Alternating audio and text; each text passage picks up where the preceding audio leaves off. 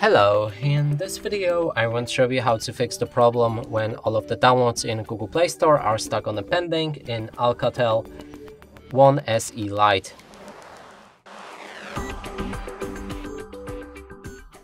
To do this, we'll need to open our Google Play Store, and here let's try to install something. And as you can see, it's stuck in the pending mode. So we can cancel it for now and move on to the fix. We need to open our settings, then scroll all the way down and you should find the system, then enter the date and time and enable use network provided time.